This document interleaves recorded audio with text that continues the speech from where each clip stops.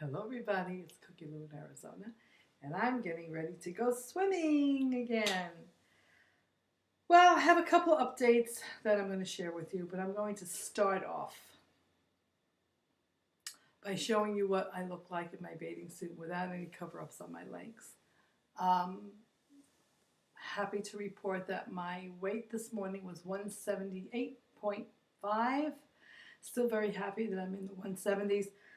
Which is where I want to be before I go to Monterrey and have my plastic surgery done in June. I'll explain a little bit of more detail about that, but I'm going to show you the legs. Now, legs are my sorest spot. Yeah, my arms are a mess and everything else is a mess, but my legs are the thing that bother me the most. I've always had thick legs, heavier legs. I've always had the cellulite and the the flabbiness and the bulging and the draping, and so I'm getting more and more brave in these videos and being expressive and showing you, what I'm facing with my loose skin. So I'm going to step to the back of the room. I'm going to show you what I look like in my bathing suit without any compression shorts on my lower half. And then I'll explain to you more about what I'm going to do with my surgery. Okay, here we go. Be kind.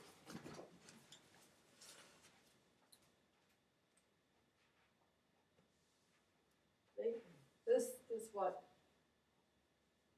my jiggle wiggles.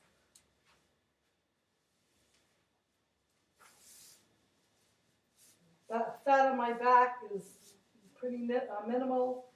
My sides are good. My tummy is not flat really, but the legs, my calves are very, very big. I don't think that's ever going to change. But this here is all going to be corrected and lifted at one point in time. Now, of course, my arms, as you can see, there's a lot there that needs to be corrected. And this here is what bothers me more than anything else. The fat knees and this lumpy stuff here is all eventually going to be corrected, hopefully. So anyway, these are the problems I'm having with my legs. And I know that many of you that have had excessive weight loss have got the same situation going on. I never thought that I would show it, but due to my friends that are starting to get more and more brave, I'll put these on when I go to the pool. But anyway, what's happening? 178.5 in the on the scale this morning. Non-scale victory was I got a free coupon for a free donut or bagel at the bakery at my supermarket, which I kind of get from time to time. And there was one time, most of the time I throw them away. I get 50 cents off Oreo cookies. I get, 50 cents off of this, off of that. And if it's something that I don't need, I just throw it away because I will be tempted to go in and to save 50 cents. I'm crazy enough to buy a bag of cookies that I don't really need or whatever, or a bag of chips or whatever.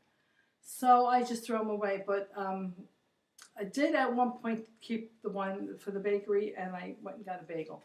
And I had another one, and I was walking around the supermarket, and I had some other coupons, instant wins for a free small can of tomato sauce, an instant win for a pack of gum, sugar-free gum, things like that. And everything that I was looking to get with my coupons wasn't in stock because it goes out quick. And I was talking to a woman who had a little girl on her shopping cart, and I says, boy, I don't know. I says, every time the last 2 weeks, I can't be able to cash in these coupons because there's nothing on the shelf. She says, yeah, the only thing that we seem to be able to get is when we get a ticket for a donut, a free donut, and my daughter really enjoys that.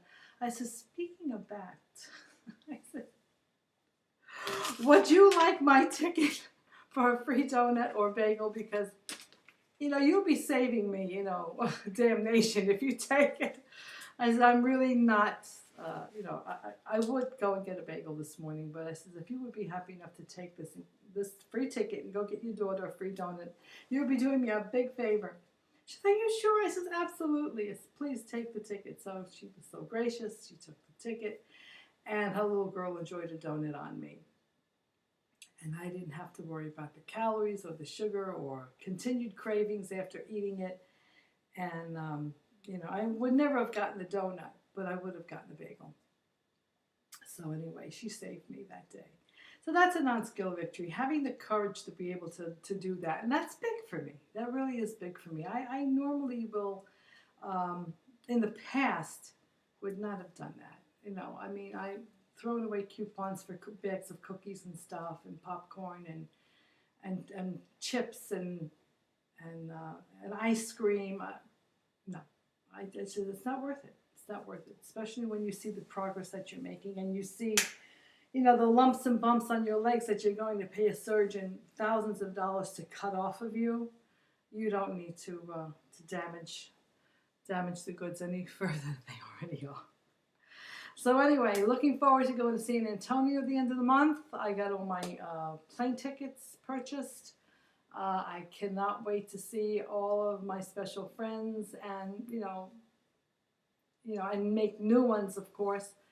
And be prepared for a really big hug from Cookie Lou in Arizona. I'm going to just squeeze the breath out of all of you. So brace yourself now, girls. Be prepared. And I'm happy to say that after the WLSFA in San Antonio, I will be leaving June 5th for Monterrey to get the arms done and the breasts done. And then hopefully in October, November, I'll go and get the legs and the body lift and the legs done. But the story about the arms and the breasts, I'll give you a little bit of course, the arms are, right there in front of you. That's why you got to get rid of the arms. But the story with my breasts is this, briefly. 33 years ago, I had lost 70 pounds. And a problem that I always had in the breast area became more prominent than ever because of the weight loss. What I had when I went to the plastic surgeon was called a birth defect. I had a small, droopy breast on the left side, which they call a POTUS breast. And I had a very undeveloped breast on the right side, which they call a tuberous breast. If you want to see what that looks like, Google it. POTUS on the left, tuberous on the right. He says you have two completely different size and shape breasts. I was 39 years old at the time. And he says, I have to completely reconstruct both breasts. I have to lift them. I have to take the nipples off, reposition them. I have to push your breasts back. I have to definitely put an implant in there because you don't have any breast tissue on the right side at all, and very little on the left. And in order to get them to look symmetrical or whatever, balanced, there's going to be some extensive work done. And as a result, he had to do 2 surgeries on me. He did it. I thought he did a great job, but he said that he wanted better for me. He felt they were too pointy, and he wanted them more fuller and set back. So we set up another surgery. So he had 2 surgeries, did a fabulous job. But it was 33 years ago. And to keep, a silicone gel implants in a body for 33 years is something they do not recommend anymore. They're saying now that after 15 or 20 years, you should exchange them, take them out, because they could break down. They crease and crinkle, and they can crack, and they can leak a little bit. And now they have modern, higher tech, gummy bear type silicone implants that they're using now, and they're not even really using these gels very much anymore. So because of the fact that they're 33 years old, they need to come out and be exchanged for something newer.